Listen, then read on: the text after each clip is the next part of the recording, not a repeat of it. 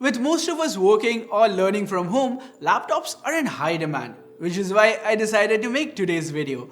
Hey guys, Omoto here from C4eTech, and today I'd be choosing the best laptop across various different price segments. So if you do end up finding this video useful, then please consider subscribing and turning on notifications by hitting that bell icon.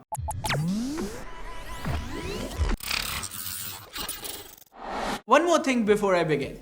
Since it's virtually impossible for us to test out all of these laptops by ourselves, whenever we have suggested a newer brand, we have also provided you guys with an alternative to a more well-established brand out there. So you guys can have your peace of mind always. With that out of the way, let's kick things off with the budget segment. Now laptops under the 20k range are more in the netbook category, so they're great for online classes, Zoom meetings, and maybe even surfing the web. But they're generally not powerful enough to handle huge Excel sheets or run professional software, let alone games. So with that in mind, here's our first pick. The Life Digital Z Air Plus at just 15,000 rupees gets us a dual-core Intel Celeron that can go from 1.1 GHz base to 2.4 GHz boost, and 4 GB of DDR3 RAM, so powerful enough for being a kid's first laptop. We also get a 0.3 megapixel webcam, a must-have for online classes. The screen is a 15.6-inch Full HD panel, something quite rare for this price range. Now, there are two cons with this PC. Number one, the 500GB hard drive is painfully slow, but we can replace it with a 2.5-inch SSD down the line. And there's no Windows installed on board. However, with such low-end hardware, Ubuntu might actually turn out to be a blessing in disguise.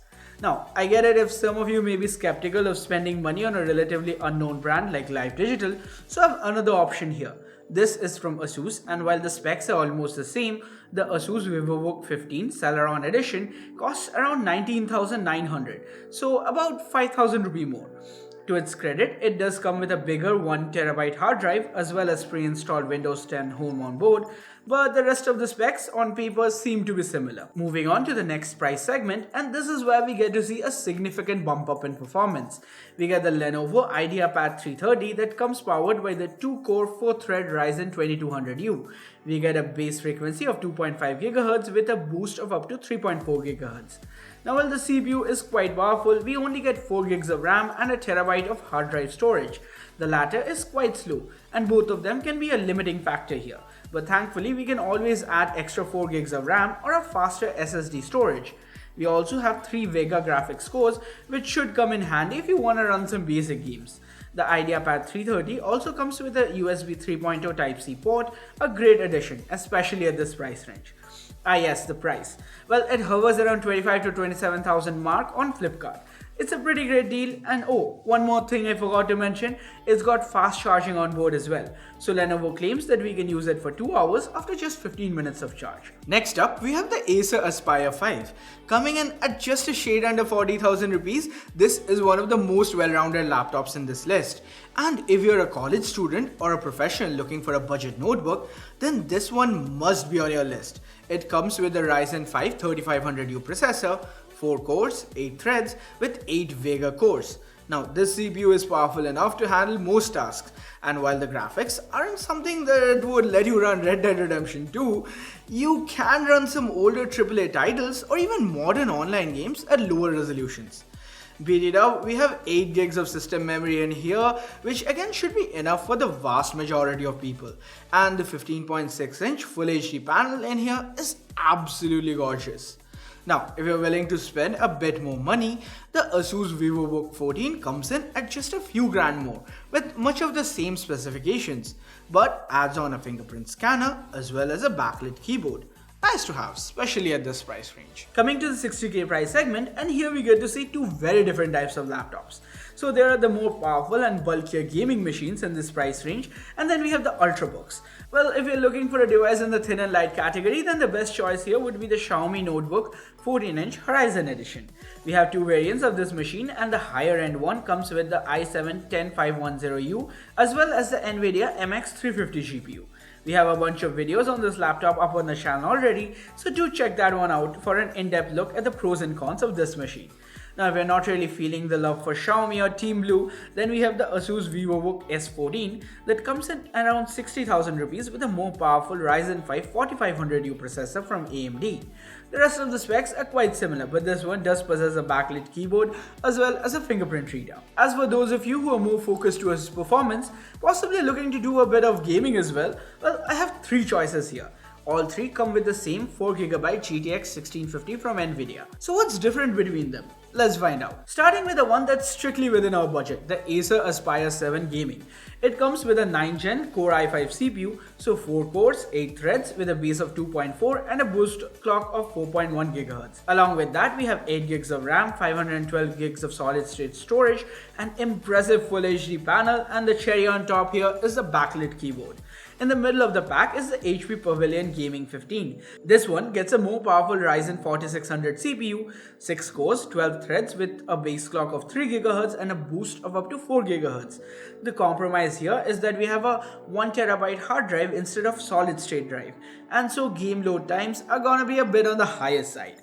And finally, stretching our budget quite a bit to the mid 60,000 rupees gets us the Asus Vivobook Gaming. Now the processor here is a step down to the i5, but then what we lose in performance we can gain back in the 120Hz refresh rate panel that we have in here. As usual, this is accompanied by 8 GB of RAM, a 256GB boot SSD, a 1TB hard drive, and a pretty good cooling system. Now if you're willing to pay a bit more to get maybe a few more frames out of your game, then let me introduce you to this variant of the HP Pavilion Gaming. This one comes in at 71,999 rupees and has a Ryzen 4600H processor, now with an improved 1650 Ti graphics and a 144Hz screen.